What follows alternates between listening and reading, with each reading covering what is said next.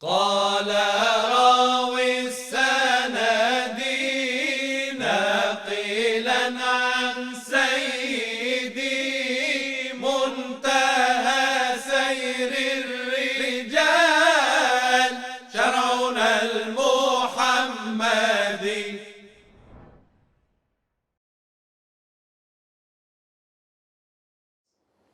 بسم الله الرحمن الرحيم. Assalamu alaikum wa rahmatullahi wa barakatuh. When we talk about hadith, we talk about two main categories in the history of hadith. The first one described as riwayah, and the second one described as diraya. So riwayah is just transmission or narration. And for diraya is a comprehensive understanding of some principles related to hadith criticism. So however, when anyone engage in that discipline, it's supposed to have these two wings. The first one is to engage with books of transmission. So when we talk about transmissions, there's a very large corpus, a very large corpora of text. Just like to mention some, we have the two Sahih al-Bukhari and Sahih Muslim, and we have the four Sunan, and the books before them and the books after them. So however, this is the first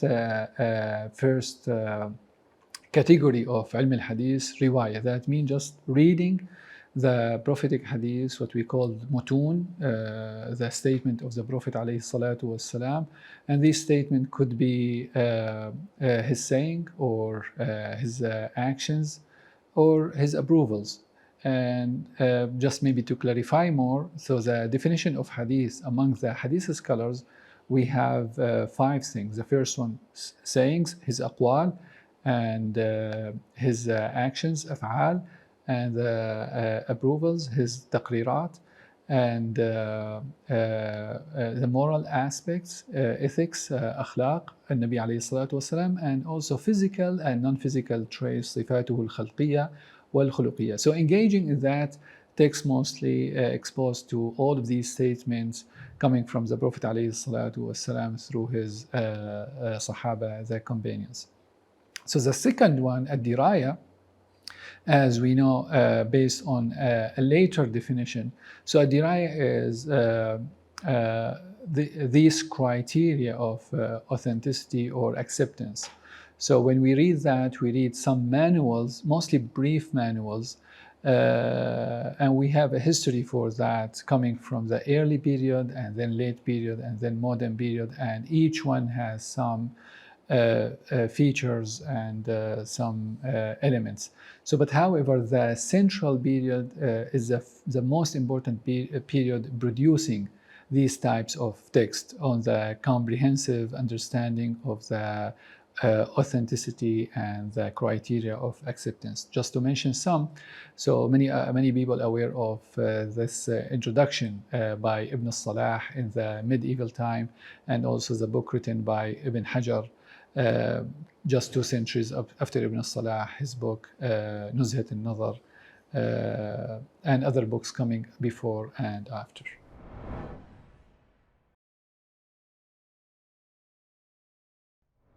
Right, so when we talk about hadith right now, if we go to any Islamic college in the Muslim world, we see hadith as a very important topic in any college, and also this an important topic also in the Western academia, specifically in the Department of History, the Department of Religious Studies, or the Department of Near Eastern Studies.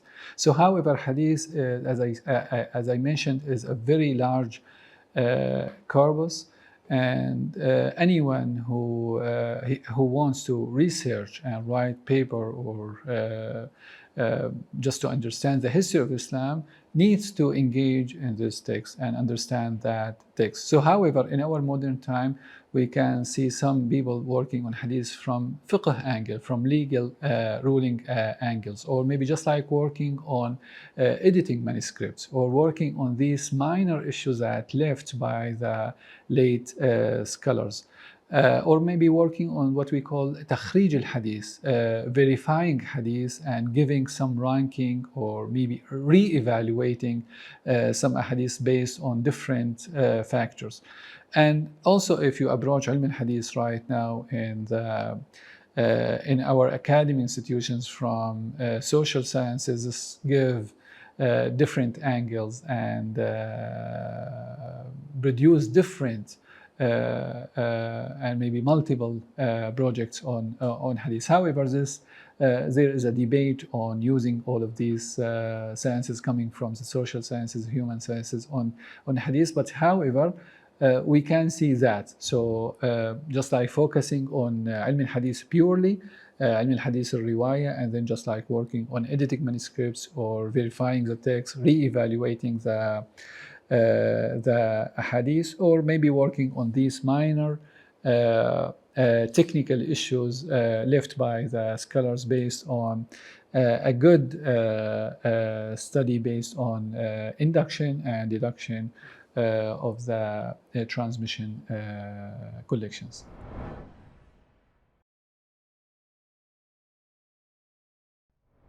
Right, yes, that's a very good question. And Sahih and Da'if were the first technical terms produced by ulama in the first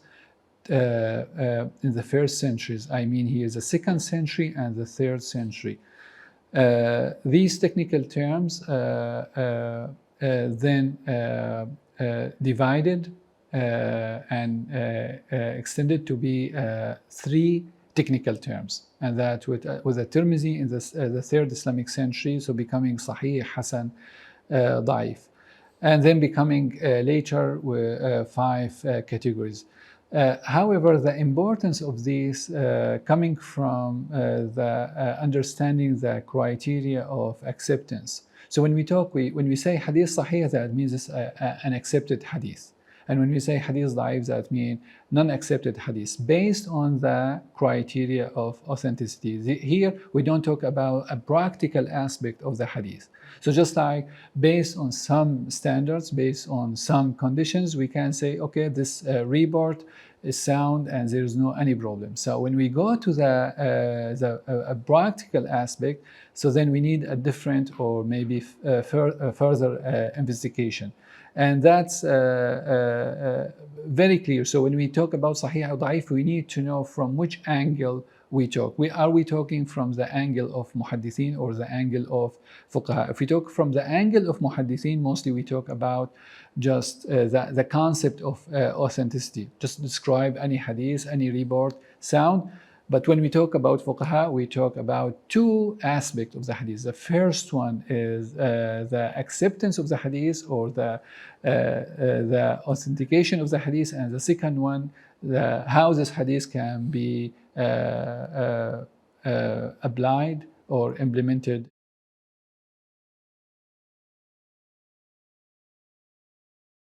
Yeah, so when we talk about the danger of these classification, when we talk about Sahih and Da'if, we talk just like we give an epistemological ranking. This based on what we investigate without giving a certain ruling for that hukum. So like in the language of ulama, we say this just dhanni, not qata'. It's not a certain judgment or a certain description of that hadith. So this is the first thing we need to be aware. The second one, so when we say sahih or da'if, we don't talk again about the practice. So then when we talk about da'if, that does not mean we don't apply that hadith. And when we say sahih, that does not mean there is a necessity to apply that hadith. This is a different job, a different work should be done by those people who are aware of the whole corpus. Then like we need to bring to the table the Quranic text, the practice of the first generation, and the agreement of hadith scholars and the agreement of Muslim scholars during the history of Islam. So there are many aspects, many factors should be added to understand the result or the process of Sahih and Da'if. So when you talk about examples, we have different examples, just like go to Sahih al-Bukhari and then just like to go to fiqh manuals. So we can see, even though like al-Bukhari coming from what we call the school of hadith and coming from that thread, from that sanad, from Shafi'i, and then all of people, like all of Shafi'i scholars was, we're very happy with the Shafi'i approach, and then we can see the manuals of hadith criticism coming from those people who are described as Shafi'i. So we can see in the medieval time a book written by As-Sibt ibn al-Ajami, around 200 hadith, that Shafi'i scholars don't agree with al-Bukhari on how we maybe use these ahadith, and how a Shafi'i view on fiqh maybe have a different approach, or maybe different ahadith, different resources, different evidence, and then not relying on al-Bukhari. So there are many examples, and this we can see when we go outside of the hadith corpus and we go to the furu' manuals, legal manuals in all four Islamic schools: Maliki, Hanafi, Shafi'i, Hanbali.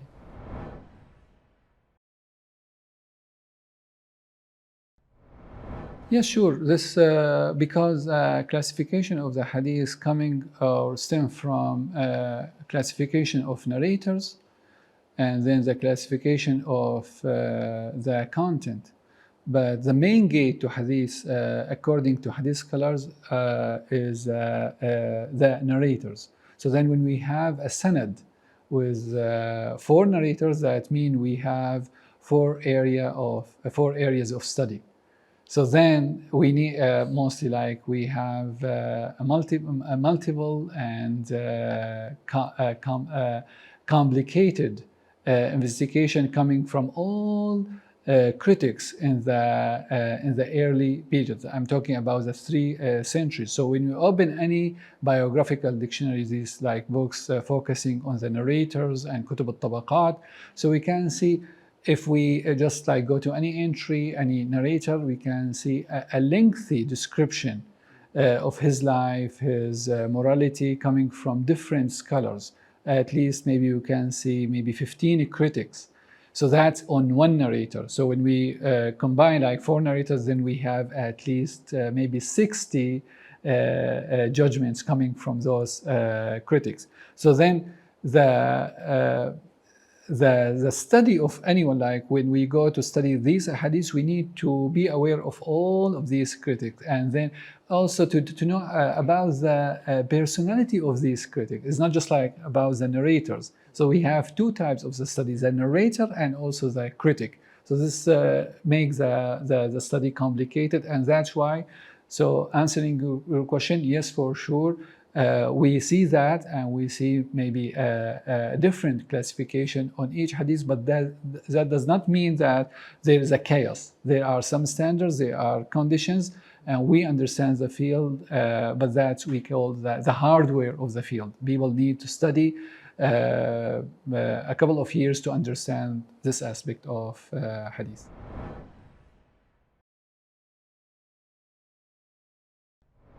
We can see, because a narrator in the end just like a human, and the human condition is complicated, and the span of the life, we can see it, and we can see it in our lives, this natural phenomenon.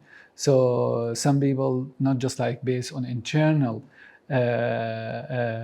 maybe disease, or maybe something like happened to them, like mental or psychological, maybe based on some circumstances they are living in. So the economic situation, or maybe geographic situation, political situation, or maybe religious situation affect all of these narrators, and then yes, we can see this type of changing. So then it's not just like black and white to say this, like this narrator reliable and done. So some narrators have some we call like expiration date, and there are some critics who are doing this type of job, just like, okay, this narrator in that period, in that time expired, and be aware of his narrations after that date.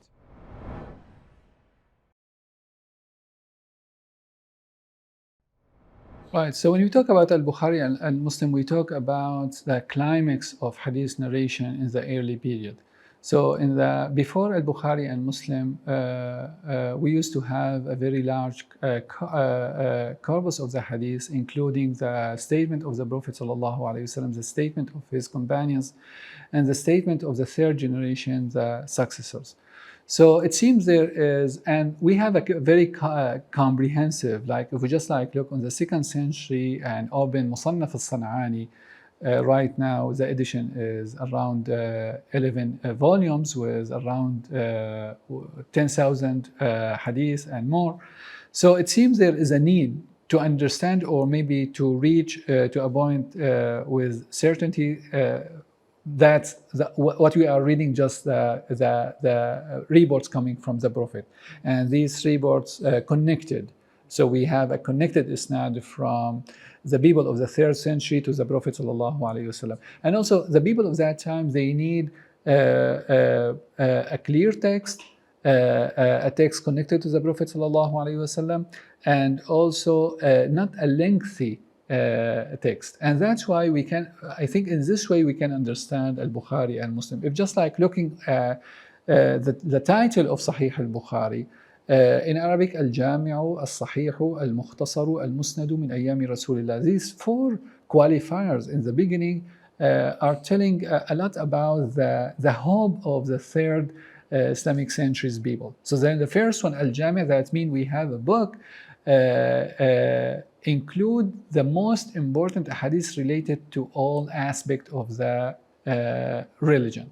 And then when you go to the second one, Al-Mukhtasar, that means Al-Bukhari collected the most important hadith in each chapter. So we open any chapter in Sahih Al-Bukhari and then we can see maybe 3 hadith or 4 hadith Al-Bukhari trying to repeat these hadith with multiple benefits, like in terms of isnad, in terms of matan, in terms of narrators.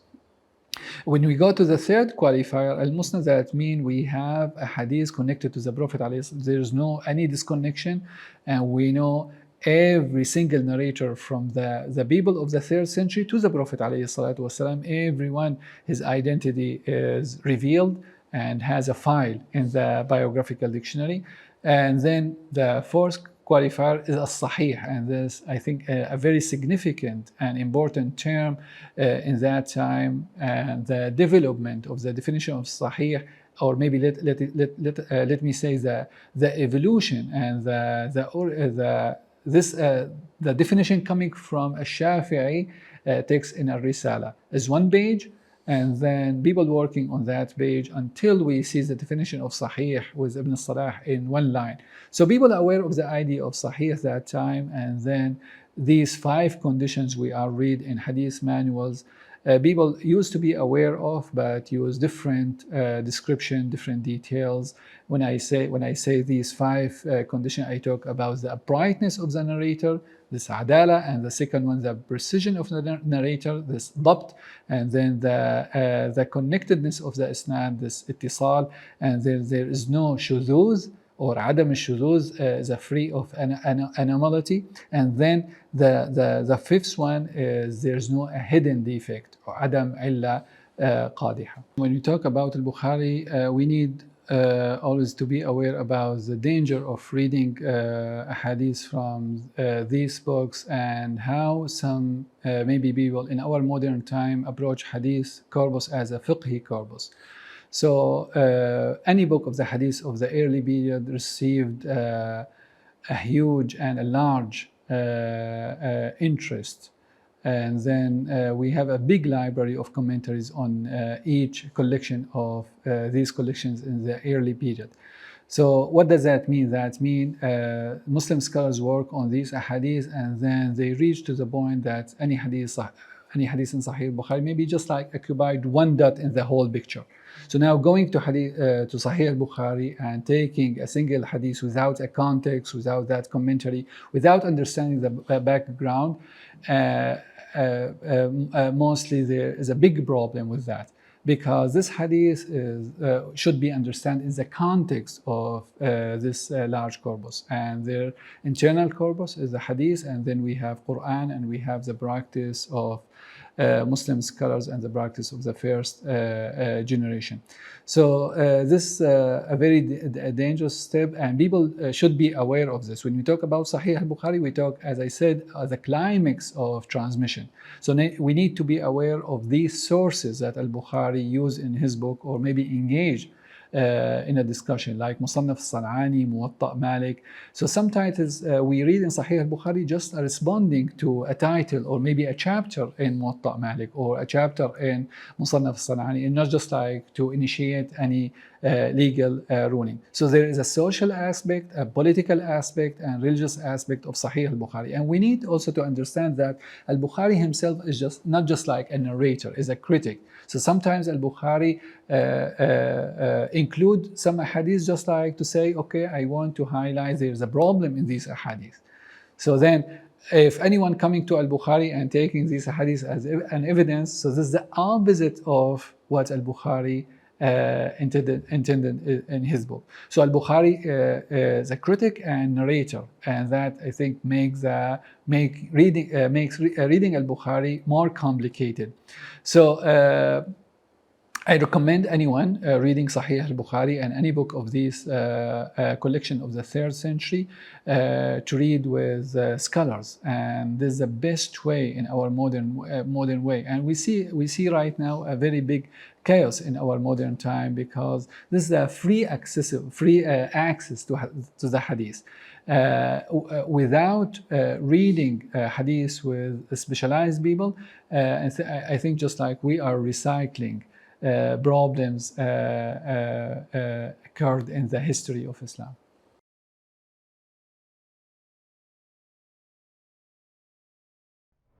Well, there are some books just like following the tradition, this long tradition. People used to read Al-Arba'in al-Nawawiyya in the beginning, these 40 hadiths written by Al-Imam al-Nawawi. And there is an addition to these Arba'in Nawawiyya by some scholars after al-Nawawi, like what Ibn Rajab al-Hanbali added to these 40 hadiths. He added around 10 hadiths, and then wrote a lengthy commentary on Arba'in Nawawiyya in the book with the title Jami' al-Ulum wal-Hikam, with around 500 pages in the edited publication. So that book is very important, because reading the commentary of Ibn Rajab al-Hanbali on these 40 hadiths, the student of knowledge has a comprehensive and maybe coherent understanding of the subject of each hadith. Let us talk about the first hadith, إِنَّمَا الْأَعْمَالُ بِالنِّيَّاتِ, okay, about the intention and how we can approach the intention. So Ibn Rajab gave a lengthy, maybe 40 pages on the meaning of the intention, the significance of the intention in the maybe different genres, and how ulama approach the intention of the Islam, and then moving to a different subject. In the second hadith, as we know, hadith Umar radiallahu anhu عن الإسلام والإيمان والإحسان, and so. After that, so Kitab, the book of Riyadh al-Salihin, also written by Al-Imam al-Nawawi, and also Kitab al-Azkar by Al-Imam al-Nawawi. And I think following these books are, we call that maybe the backbone of family reading, and should any family should have these books in their library.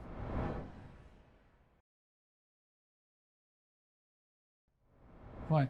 The best description of fiqh hadith and the relation of fiqh and hadith coming from a hadith scholar in the 2nd Islamic century, when he described the way of fuqaha, and specifically here in particular the madhab, the school of Abu Hanifa and his disciples, when he describes them as physicians and describes the hadith scholars as pharmacists. So I think that's a fair description and give a good outlook and how we can approach these two schools. So what does that mean? Hadith as pharmacists, those who are who have some medicines, can be used in maybe multiple disease, but without there's no any specification here. So the fuqaha, those people who can apply these ahadith in a specific cases. So we have these two systems, we have these two methods. So the people of pharmacists who are aware of the text, and they have maybe the original materials, and then these people who are maybe they are able to apply these materials in the public places, in the practice, in the society. I think this description highlights the difference between fuqaha and muhaddithin, and this description came after a discussion between Al-A'mash and Abu Hanifa on a legal issue. So after Al-A'mash provided his isnad to Al-Imam Abu Hanifa also provided his isnad, and then Al-A'mash was aware how Abu Hanifa understood the isnad and comparing the two isnad in completely in a different way from the hadith scholar. So that means a deep understanding, is a further understanding what he had. So that's why he said, "Antumul atibba wa nahnu as-sayadila." You are the physicians and we are the pharmacists. And then, like, you are the physician, and when we talk about in the language of medicine right now, we talk about the primary care, we talk about specialists, and we talk this like ranking of these physicians. And I think that's right when we go to the field of fiqh. Yes, we have rankings, and we have in the history of Islam those people who just like understand the fiqh al-ibadat, or maybe fiqh al-mu'amalat, and those people who are maybe described as faqih al-nafs, the one who understand legal aspect and understands the human condition and understands the societal needs.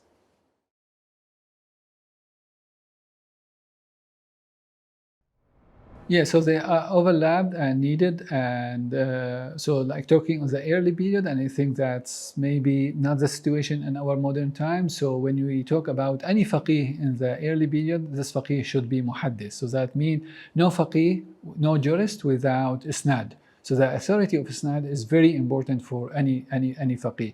So, and no faqih without hadith, that means hadith is the backbone of fiqh.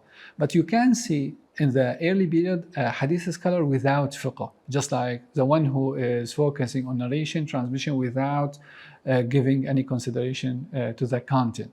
So applying that in our modern time, specifically people approaching ulama, so they don't know and they are not aware of that difference between fiqh and hadith. Anyone seeing anyone specialized in ulum al-Islam, he expects from him to give him a final decision, a final description, a final judgment or answer to any question. I think he has overlapped, and people need these both together.